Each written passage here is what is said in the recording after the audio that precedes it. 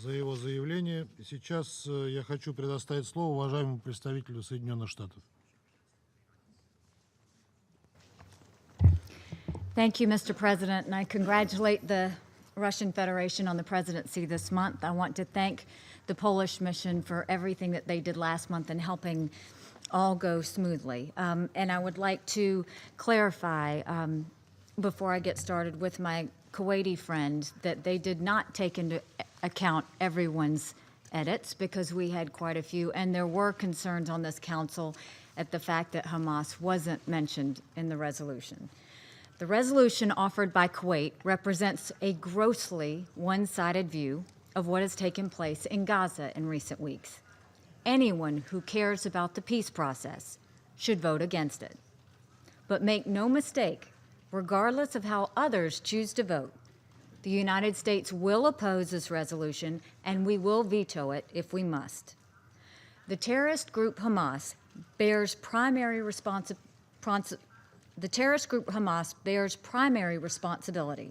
for the awful living conditions in Gaza. It is Hamas that has served as the de facto government of Gaza for the last 11 years. It is Hamas that has consistently diverted humanitarian assistance into military infrastructure, building rockets instead of schools, producing terror tunnels instead of hospitals. It is Hamas that has attacked the very humanitarian access points into Gaza that are lifelines for the Palestinian people. It is Hamas and its allies that fired rockets, at least 70 of them this week alone, indiscriminately into Israeli communities. It is Hamas that has incited violent acts at the boundary fence, purposely infiltrating its terrorist fighters among civilians, deliberately using innocent people as human shields. It is Hamas that openly calls for the destruction of the state of Israel. It is Hamas that refuses to cooperate with the Palestinian Authority to unite in the pursuit of peace. And yet, Kuwait's resolution makes no mention of Hamas, none at all. Instead, the resolution places all the blame on Israel. Kuwait actually blames Israel for Hamas firing rockets onto a kindergarten playground in Israel.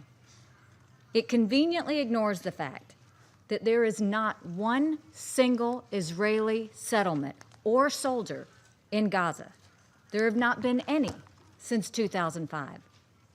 It ignores the fact that according to Hamas officials themselves, the majority of those killed by Israeli defense forces in recent weeks were members of the Hamas terrorist group, not peaceful civilians.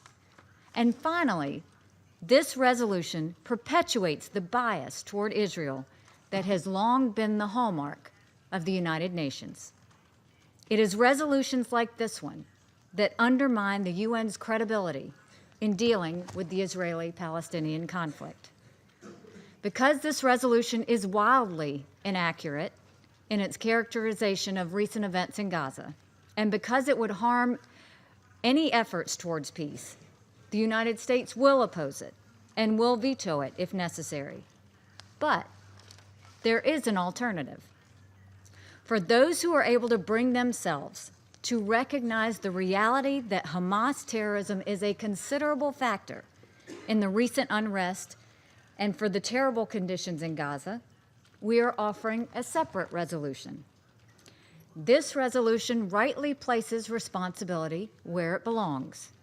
It contains many features that Kuwait's resolution lacks. It condemns Hamas's indiscriminate firing of rockets against Israeli civilian communities. It condemns Hamas's diversion of resources into military infrastructure. It demands that Hamas stop its deliberate efforts to put Palestinian civilians at risk at the boundary fence. By offering this resolution, we are giving members of the Security Council additional options. You can choose to condemn the terrorists who are responsible for inciting violence in Gaza and against condemning a country for acting in self-defense just as any of us would do. You can choose to cast your votes in ways that condemn both parties or neither party. Finally, you can make the choice to vote for the Kuwait resolution and against the American resolution. In doing that, you would make it clear that you believe all responsibility lies with Israel and none lies with the Hamas terrorist group.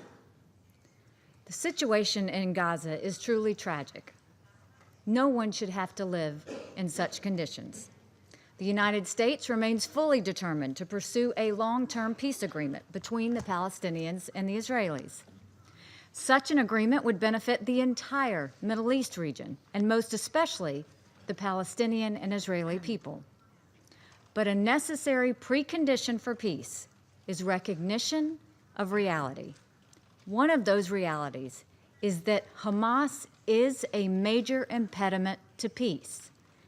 They are in charge of Gaza, and they use their resources not to help the people of Gaza, but to wage war against Israel.